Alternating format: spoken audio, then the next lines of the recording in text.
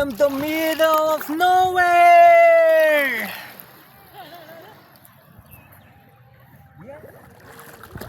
Look how calm the water is.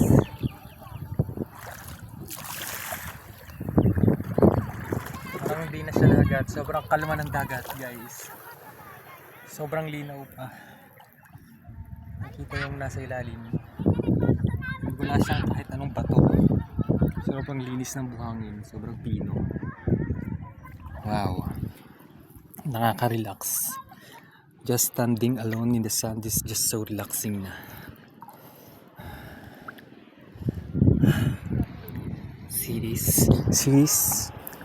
The water is already on my chest. Already reaches my chest, but still I can see my feet under. Look. Can you see that? See? Wow. Oh my god. This is just so calming.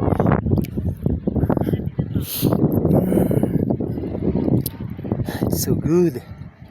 Look how far I am, and still I can reach the sand.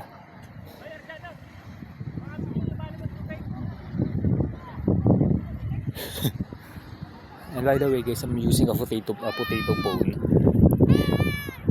Infinix Smart 9. 53K. Kaya bahala na to. Isang maling galaw ko. Tutas ng cellphone na to. Ah, look at that, huh? Wow, the breeze. So cool. The water.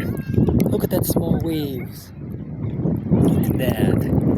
Wow. See? And also take note, this is a public beach here in Lobo, Batangas.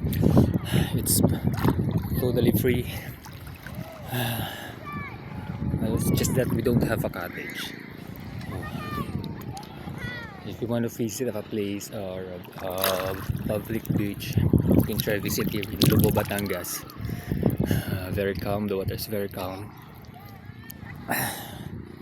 Not too much people, peaceful, talagang relaxing. See, look at that.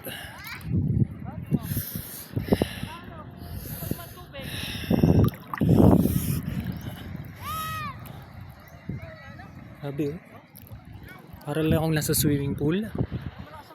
Walang kaalon-alon. Medyo nakakatakot din. Kasi baka mamaya malaking alon pala sa kabilang part. Yeah, look at this. Look at this part.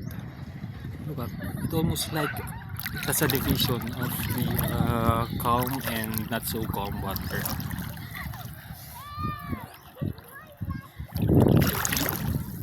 Hindi pa masyadong mainit kasi yung araw parang sinasadya ng hindi magpakita sa para mas ma-enjoy namin yung dagat, di ba? Look at that. Woo! Woo! So good.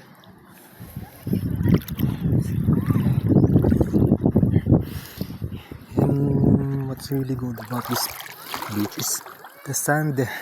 Look, it's napaka-pino ng buhangin sa ilalim. Sobrang relaxing. And wala siyang sobrang satisfying feeling ng sand sa ilalim. Wala siyang kahit anong mga bato na kaya pwede ka talaga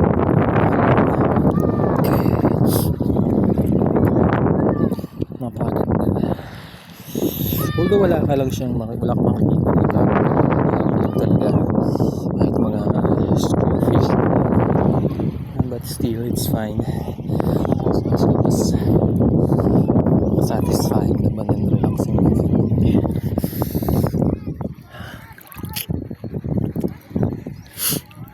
So bago pa maapektuhan ng salt water tong phone ko na sobrang ganda, babalik na ako. Ayan, dito sa part na to, ayan, nakikita nyo may mga green. Those are like, I don't know if it's algae or seaweeds.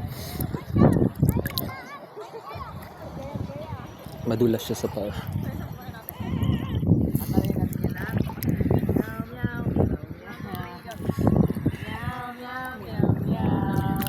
One of the best spots here in Labo, Batangas. For those looking for a place for relaxing vacation without spending any amount, try here at Labo, Batangas. I'm not um I'm not sure the exact name of the place. I believe they said it's Jertel or Malabrigo.